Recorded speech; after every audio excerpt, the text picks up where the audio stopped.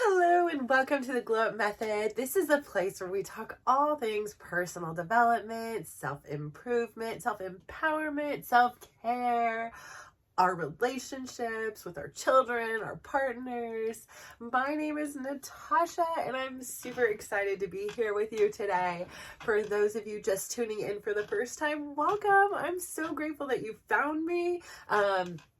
This has been a journey. I started this journey so many years ago, right? I actually started this journey when I was born, but more recently, January 10th of 2024, I decided no more of this one day. I had this idea that came to me after a lifetime of setbacks and setups and trials and stuff. And I heard enough people saying, you should write a book, you should do a podcast, you should do a YouTube. Like I heard enough people and I felt this like passion, like from everything of where I came from. And I was like, yeah, no more of this one day I'll record or one day. And I, had to make it where I had these, had to do my hair perfect, had to have the perfect background, which I still have this one. And I got in the way. Like instead of just pursuing what I wanted to do or pursue this dream, I made a million excuses on why I shouldn't or I wasn't prepared. I didn't know how to edit. I didn't have a proper video camera. And I said, forget it. I'm just going to sit down in the freaking chair. I don't know what I'm going to say. I don't know what I'm going to do. I don't even know what this is going to be about, but let's freaking go. And so I made this commitment. I've recorded almost every day. It took me months. I recorded actually almost pretty much every day, except for when I was on vacation with my kids, or a kid, and I didn't record because that time was like sacred, even though I had ideas like I might record or I might do these things. I ended up not. And so as a result, I accumulated a stockpile of videos. So by the time you're watching this, it is not, it's months. I'm months in the future now. And, basically it's been this beautiful thing for me. So I really love talking with people. I love people's stories and I love hearing their stories because they really like give me these examples of what is possible. And when I went on YouTube and when I went on social media, I saw everybody perfect. They had perfect backgrounds and they had aesthetics and perfect lighting and audio and makeup and hair. And I was like, that's cool and all, but how do I get from where I am right now, 1,000% imperfect, to that? And it's not going to take overnight. It's going to be a lot of work. It's going to be a lot of consistency, a lot of discipline. It's going to take a long time. And I knew that it would take a long time because one of the other journeys that I had embarked on starting in late 2020, but really 2021 was the year it actually all began.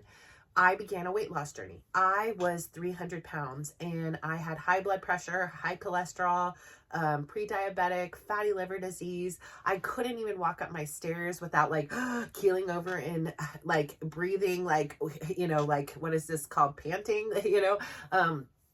even taking a 1-block walk, which is something we've talked about on here. I was out of breath. And at that time, had I had set my goal to be like perfect in a certain amount of time and all these things, yeah, it's great to have big goals. I mean, it's wonderful to have a target out there, right? But for little old me, where I was really unconfident and insecure and I lacked this trust in that I could do it, that seemed so daunting. And every time I had tried that, I failed. Like I failed miserably and I wanted it to win. Like at work, I would do everything. I would work out. I would restrict my diet. I would beat myself up. You name it, I did it. And I'm sure if you're anyone out there that has struggled with your weight at some point in time, you have done that same thing to yourself. I was absolutely a bully to myself until I finally conceded and was like, who cares? I'm going to use my fat as an armor. It'll keep the people away.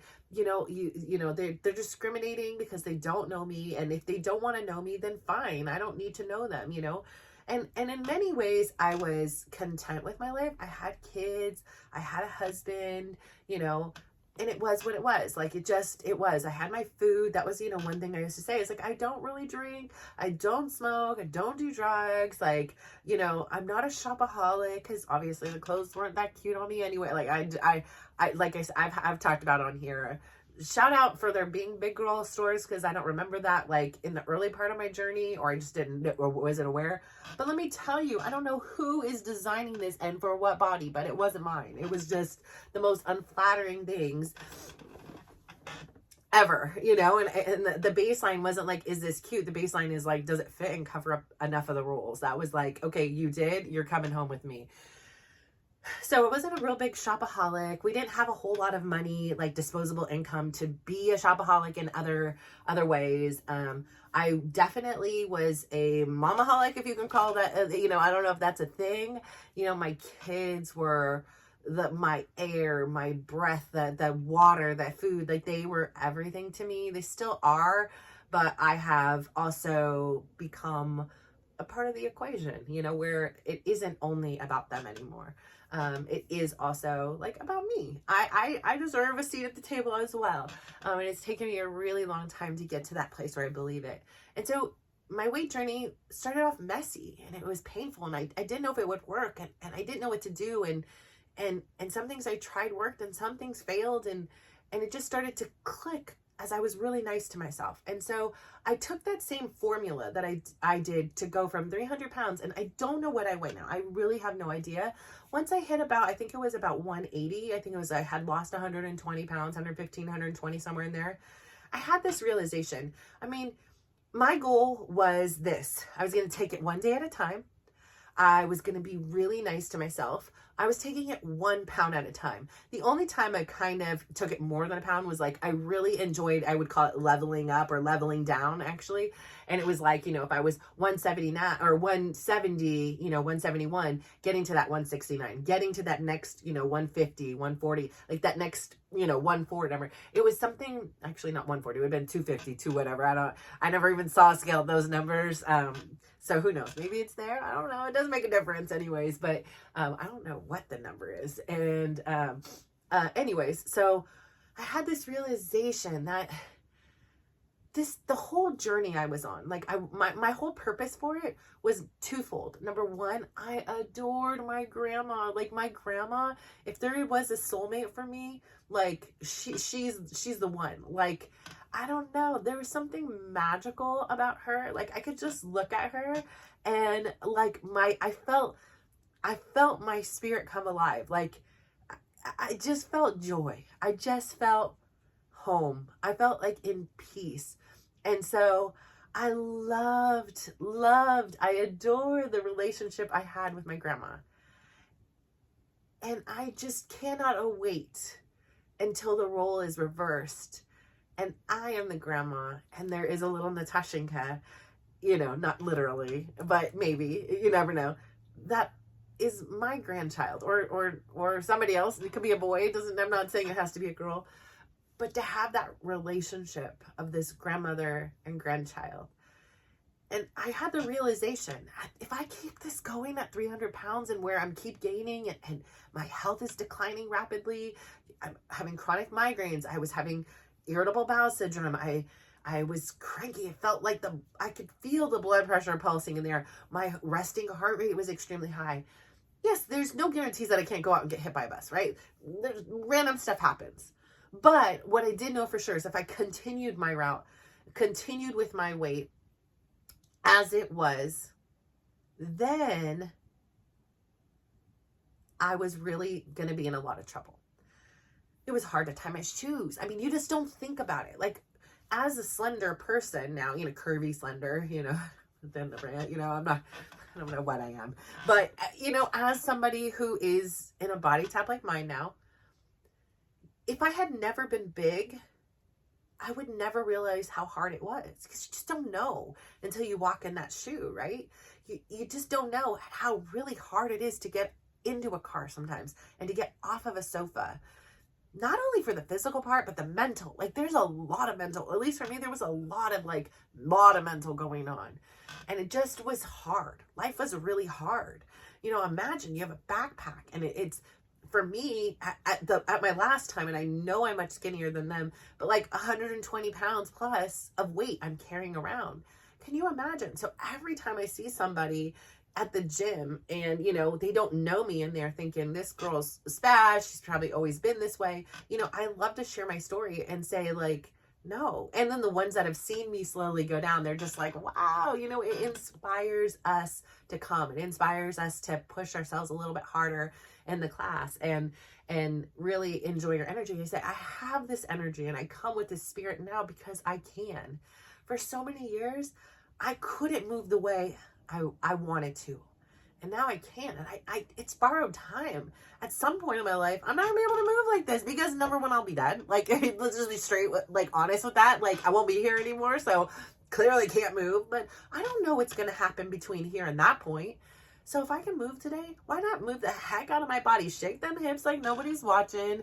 Whatever it is, I'm in a class. It's a safe place. Like nothing, I'm not doing anything harmful. So anyways, I say all that to say, like, I would have never, ever, ever, like, known what that experience was had I never experienced it. And I was really important for me, secondarily, was to not only be there for my grandparents, to be a grandparent and actually be an active grandparent. Like, I want to go on the swings. I love swings and I want to be able to run around with them and go on the floor and get up again. And, it was something really important to me. And then secondly, what was really important to me was, I've shared here before, my daughter with the sweetest intentions came up one day and, she was worried about her mama, right? And said, hey mom, I think you could qualify for like a lap band or gastric bypass. And, I took it for a second and I was like, yeah, maybe, and number one, I'm really scared of surgeries, like going under, even though I've seen, brain surgeries, heart surgeries, have all my own things. It just makes me like a little uneasy, like who is like, oh yay, hey, we're going to do this. It's a little bit like, I'm not going to do that. And I said, here's the thing is I've never really just given it my full go. Like when I've tried to lose weight in other times, it was because there was a wedding or a vacation or a this or a reunion or whatever it was. And I had this motivation, this temporary reason why I should care and take care of myself. And it wasn't coming from a place like because I wanted the change. It was becoming because I wanted the outside world to see me in a certain way. Like I wanted to be in a bathing suit on a beach, on a vacation, or, I wanted to look good at a reunion, or I wanted to, look good at a wedding or, someplace where you're gathering again. I wanted somebody to say something positive about me versus being like, oh my God, did you see her? She gained a lot of weight or, whatever it is. And I don't know if anybody did, but in my mind they would have, right? So I had this motivation and it was temporary and it was fleeting because guess what? The reunion would pass and I probably wasn't even wearing what I wanted to, or looking the way I wanted to. And so I'm still filled with all this guilt and self-loathing and, trying to put on something and being like, I starved myself. I didn't even fully eat or, whatever it is. Like I worked out obsessively and I still don't even look the way I wanted to look. And so it was just this very unhealthy relationship with my appearance and with everything, my health in general. And so what was different this time was two things. Number one, like I said, I had my why. I want to see my grandkids. And when my daughter said that, it sparked something in me. We're in this technologically advanced, very fast moving generation, right? And I see my kids flipping through the TikTok or Instagram Reels or YouTube Shorts or Facebook Reels, whatever they are, right? And I see them and everything is instant gratification. It's they like it, they'll watch it for a second, then it's next. And I really wanted to show my kids that although I'm not, the most patient person, I have to remind myself patience is power in many ways. There are some ways where I can look at the end game and have a lot of patience there. So in this process, I wanted to show my kids that if you really want something, it's going to take a lot of work. It's not always going to be easy. It's not always going to be fun. It's going to hurt sometimes. And there's going to be days that you don't want to do it. But if you keep going, especially on those days, especially when you're like, I don't want to, I just can't. I have this going on. I'm tired or I'm this. But if you show up on those days, those are the most critical days. Those are the days where your resilience is built. Those are the days where your confidence is built.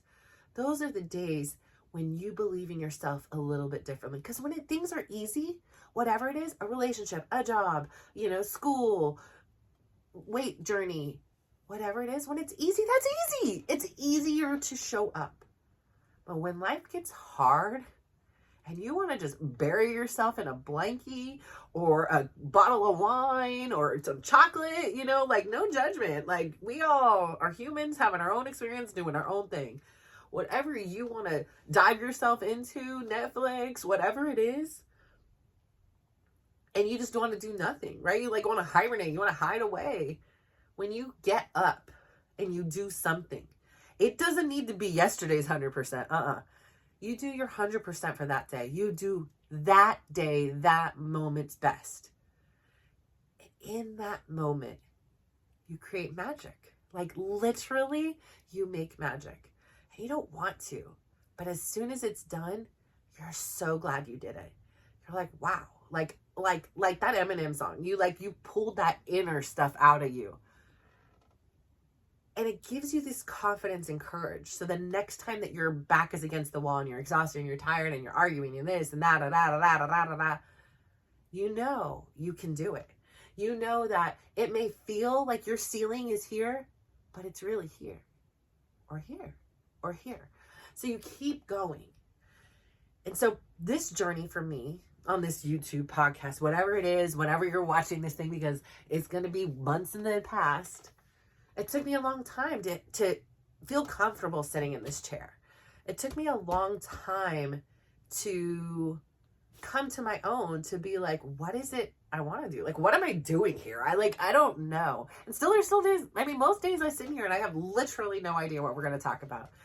And let me just tell you, so that started on January 10th of 2024. And it was just like, my kids were like, so when are you going to post? First I had to ask permission. Like, are you guys okay? Chris, are you okay? Like, asking everybody, because I made this, I had this realization, like, it may be fine that I'm sharing all the tea about my life, but these kids are in, high school, college, and beyond. And the last thing they need is, somebody knowing everything about them. So I try to, keep things, with what they would be okay with me sharing. But yeah, they were like, yeah, sure, Mom. We're a part of your story. We're a part of your life, that's fine. So thankfully I got all their permission to, discuss them on here. And even Chris, he was like, yeah, sure. I was like, cause he could just shut it down, and that's fine. I can, move around it, skirt around it. But he said, sure, go ahead. So he said, I got nothing to hide. So I felt, a lot of relief from that. And I continued on. And of course, life's, right? Like, I can't script the fact that my kid's gonna have a broken knee and, require surgery, I'm at that part when I'm rewatching it right now. So I'm at Easter and we're past Thanksgiving, to give you some perspective here. But, I can't, things happen right now, I never would have imagined, there's a part of me that, like I said, I'm rewatching, and those harder days with Chris, I've forgotten them. They're embedded in me, right? But when I'm sitting here right now and, as I sat down in this chair right here, had a huge cry, the What Was I Made For song from the Barbie soundtrack, came in my mind, had to listen to it, had a big bawl, had a big cry, and then I was like, all right, time to get going. So if I sound a little on the nasally side and the eyes are a little teary, that's why, because my marriage is ending. And, there's a part of me inside, that little girl, that little inner child that witnessed for 5 years her parents having a really volatile relationship and a few good moments. And that inner child just wants peace, right?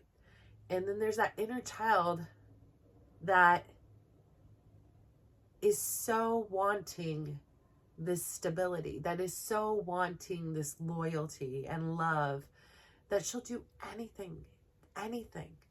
She'll accept anything to have that, or feel like she has that. But does she really? And so, there's a part of me that little inner child also doesn't want to hurt that little inner child inside Chris, because I know his story. I know how difficult his childhood was too. And so I can't justify it, but I can understand it. I can understand why he behaves the way he does.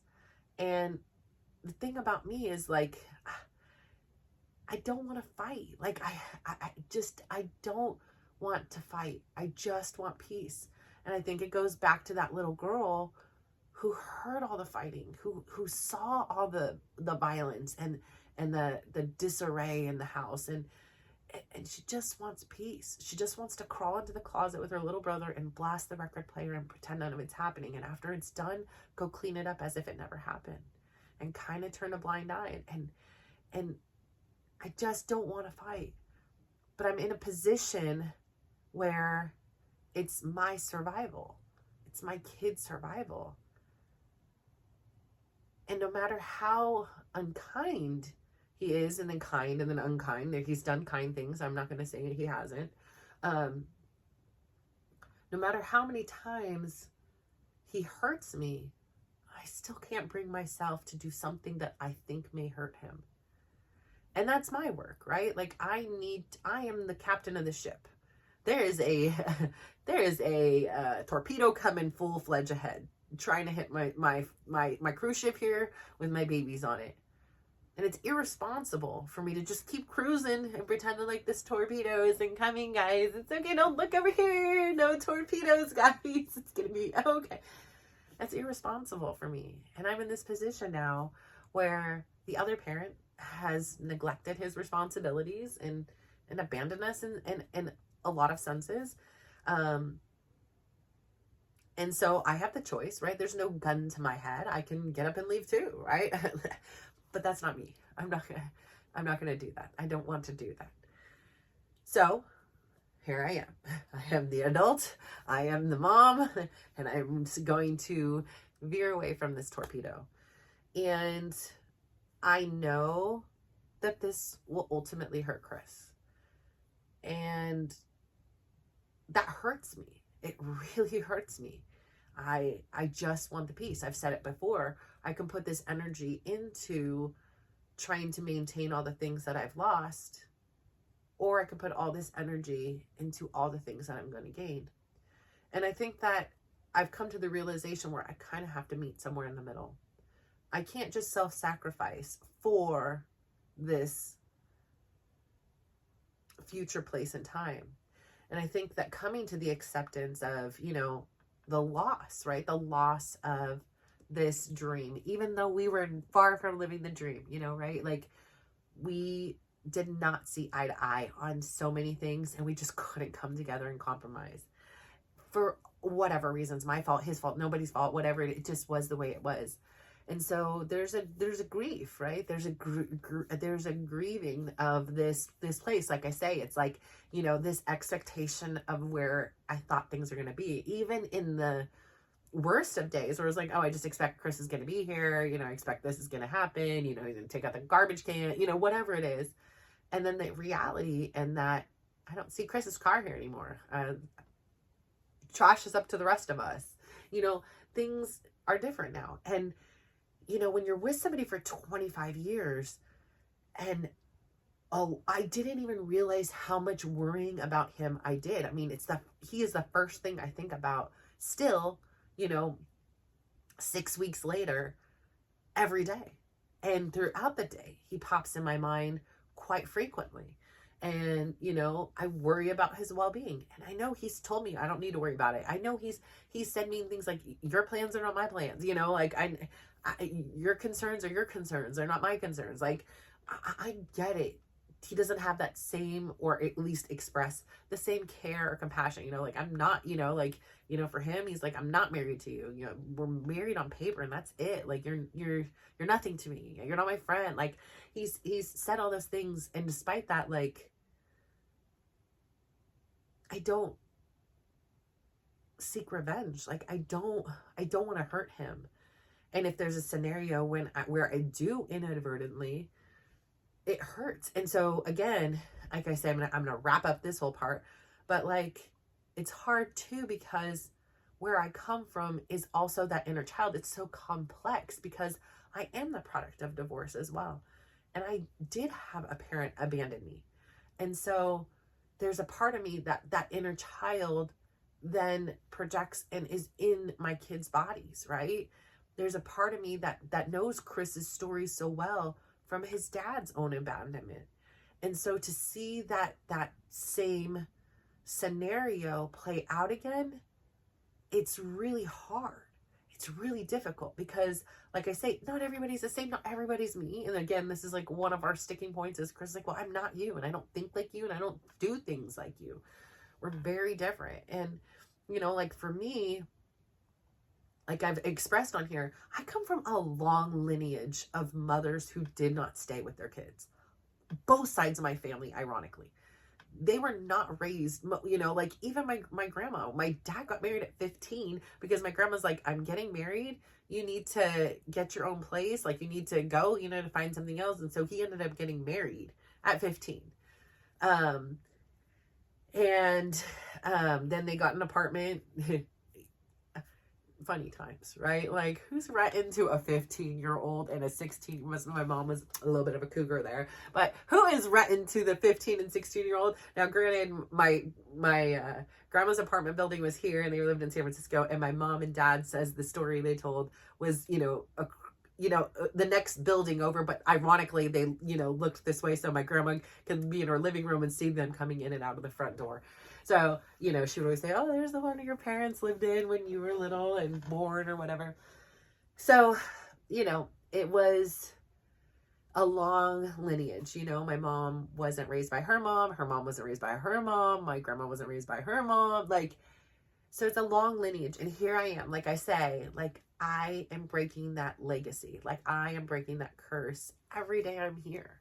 And I'm really proud of that because there were days where I was I remember feeling so overwhelmed. And I've said it here before, Calgon, take me away. If you are a 80s baby, there were these commercials. So, but I remember there were times and especially you have 4 sick kids, they're hanging on you. You got work you're still doing. I'm scheduling calls. I'm doing things on the thing. Kids are crying.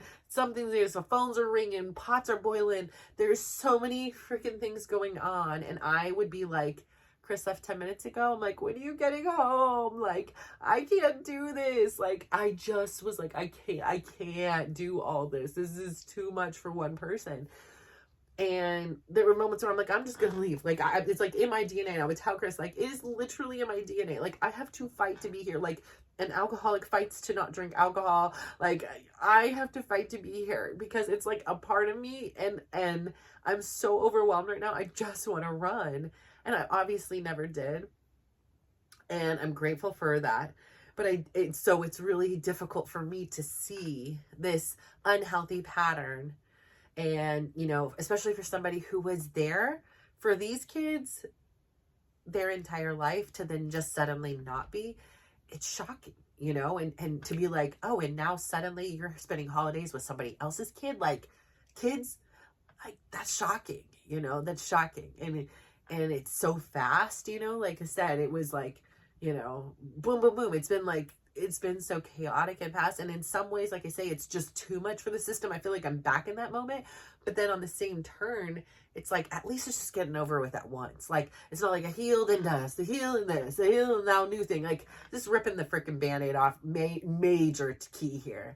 So if you just tuned into me today, that is the Cliff Note version of where we are. So here we are in present day, how I started. There have been improvements. Number one, love the freaking community. Love the community, love the loyalty. I love seeing today I had 89 followers, and that is so freaking cool. I was yes. When I did my gratitude, I am thank you to the 89 followers who believed in me and said, click that subscribe button. I am sending you thoughts, good vibes, good juju, good prayers, whatever you want to say, your way, just a thank you. I really do. It means a lot. It means that you have trust in me. You're curious, laugh at my stories, cry with me, whatever it is. And I just appreciate that because I know there's so many things you can be doing with your life, and that you decide to even spend 30 seconds with me. I really, really appreciate that. And I hope I can continue to keep giving you guys content that you enjoy. I really hope 2025 is my year. I feel like 2024 was a transitional time, and it has been taking risks, right? I started filming. I finally decided I'm launching on my birthday. This is going to be my like, we're going to share a birthday. And it was just the symbolism for everything. And I did it religiously. And there have been days that, especially in this particular last 6 weeks, where I couldn't sit in this chair. I just couldn't do it, but I still always posted. I still always did my editing. Like, I did what I could, and that was my best that day. And some days I could edit a couple in one day, and other days I couldn't. And I had that luxury. And some days I just couldn't even sit in this chair. But each day I'm getting stronger. Each day I'm getting wiser, and each day I'm getting more confident in who I am again. And I really want to thank you for being here for this journey. And I want you to understand, like, this platform for me has always been about being raw, honest, and vulnerable, and being consistent and having that discipline to do so. But also having the forgiveness to understand some days we have limits. And if I can't even just speak because I've got so much going on in my mind and my things, I'm not giving up. I'm able to come back here. It's just, I'm being good to me. I'm being compassionate to me, and I'm not just pushing through like I used to do, because that wasn't healthy. When I used to just push myself through, it was like when I used to abusively, get into a new diet or a new exercise routine. The beauty now, and the place where you see the most progress, is when you work with yourself in harmony, your mind, your spirit, your feelings, your emotions, everything. And when you work together in harmony, you have this amazing success that you weren't even trying to. Like, people are like, you lost weight. I'm like, I literally am barely working out because I can't move. And, for many reasons, like, I have an injury. It's getting much better though. Mentally, some days I just need to be laying down. I can't do all this. I'm overwhelmed. I'm laying down. I'm not moving. And I'm eating my desserts every day. Like, I don't understand, but I'll take it. I appreciate, but I think it's the harmony, it's the release, it's all that stuff that I've been holding on to coming out and coming up and coming out. And so that's why I believe that this was actually the most perfect time. I'm so loyal that I never would have left. I never would have left. No matter how bad it got, I couldn't have done it. And I mean, at least today, and who knows where I would be in the future, but I always held on to this hope. And no matter if I say we were separated and all these things, I didn't do anything because I held hope that one day we would change. One day our relationship would be different. And one day I would look at him and he would look at me and say, this is worth fighting for. This is worth not fighting for, but this is worth like living in peace for. And it didn't happen. So I need to come to terms with that and accept where we are and move and know that this is happening for me and that I'm going to get through it, and 2025 is going to rock. So I say all this to say thank you. Thank you for tuning in and giving me the courage to sit down on this chair day in and day out. Rewatching my stuff at this time when I'm having these delusions, like we had this great marriage and maybe we should reconcile, is a great reminder when I'm like, yeah, no, this was not healthy. Like this is not healthy for you. The way you felt and the way you were treated a lot of times. No, you don't deserve that. So it's this beautiful gift. And I thank you, because if it wasn't for you, I would never have just sat here and recorded, and I never would have sat here and rewatched it. So thank you so much for being a part of my life and my journey, and I cannot wait to see where it goes. And I want to say this to you. Please go out there today. Give somebody a big smile, give them a compliment, and just watch how they glow up. So thank you. Bye.